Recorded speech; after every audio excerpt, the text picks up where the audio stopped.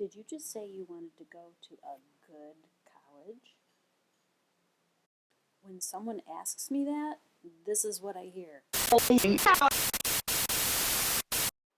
Saying that there's a bad college is like saying there's a bad donut. Clearly, that is just not true. Now, there's a donut for everybody. I might not like jelly-filled donuts, but there are lots of people that do. So what this video is going to be about is about how you know what college is best for you. What you want to do now is go get something to write with and something to write on. Press the space bar, just do it.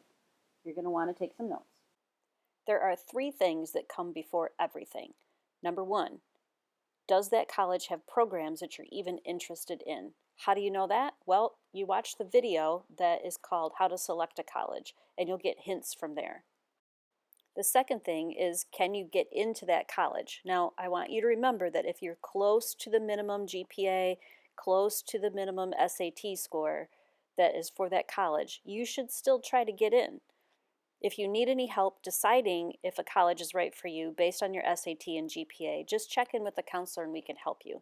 Also, I've provided for you several different documents in your Google Classroom that can help you understand too what the minimum requirements are for different colleges.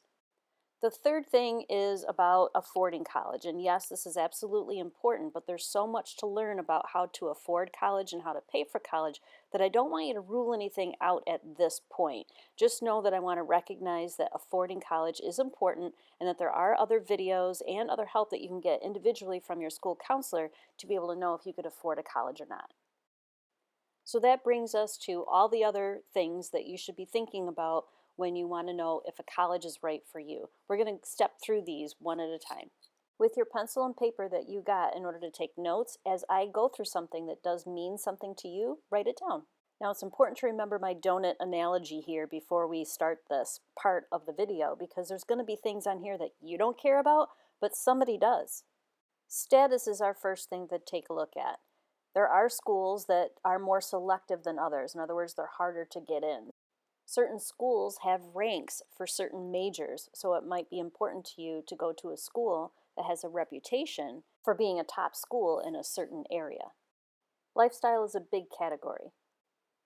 These things are some of the more obvious criteria that students and parents think about when they're looking for a college. Press the space bar so that you can study this list and know that you will find the information about a college for this criteria on the college website. Every college has a social scene, whether that be your interest in Greek life or whether that be your interest in having a very diverse campus. These are all important things to think about. Who else is going to that college may be something that you want to consider too, whether it be a friend or whether it be your family. Besides the obvious of how much it costs in tuition, there's also something to think about.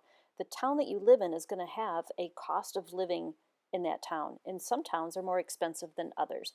Usually an urban setting is more expensive than a suburban or rural area. What are the programs and services that a college offers you to help prepare you for life after you graduate from college? Press the space bar here and make sure that you understand all the different things that you should be checking out on a college website. There are many ways that a college can offer flexibility. Many large universities have opportunities for people who have the same major or same areas of interest all live in the same dorm and take classes together. This is a small community opportunity within a larger school. Colleges offer varying degrees of the flexibility of what your major can be, how you can switch that major and how you can combine different majors. A common criteria that you will find on a college website is the average length of time it takes for somebody to finish their degree at a particular college, and this is probably going to be important for you to take a look at.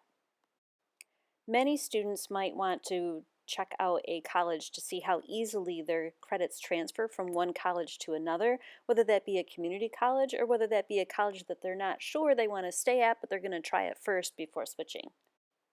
Besides the obvious of what programs a college offers, knowing if that college approaches learning from a more research-focused basis or whether or not it really incorporates hands-on opportunities. Sports may be important to you, whether that be being a fan and knowing that that's a D1 or a D2 school, or maybe it's your own access to sports if they have the particular varsity sport, club sport, or intramural sport that you might be interested in participating in. The last category, family. This has three things to think about. There might be a tradition in your family to all go to the same school, or perhaps you have a specific relative that you like a lot and admire and want to go to the same school they went to. It might be very important to you to know that your family agrees with your decision of where you'd like to go to college, so their family opinion might weigh heavily on your decision. One thing that I find that changes very frequently with students is their opinion on how close or how far away they want to live away from home when they go to college. Sometimes they start out thinking they want to live far away and then they change their mind, or vice versa. But either way, it's important to think about how close do you want to live to home when you go to college. Just note this: when you do live on a college campus, even if you're only a few minutes away from home, it's like a whole different world for you and it will feel like you are far away. If you end up going to college that's closer to home than you thought you would like, just know that it really is up to you on how often you go home and how much contact you have. And if you end up going far away from home in order to go to college, know that there's some cost to consider as far as what it will take to pay to get home, whether that be car mileage or whether it be an air flight. So this was one of the longer videos, but thanks for hanging in there. I hope it was helpful for you. I hope it gave you some things to think about.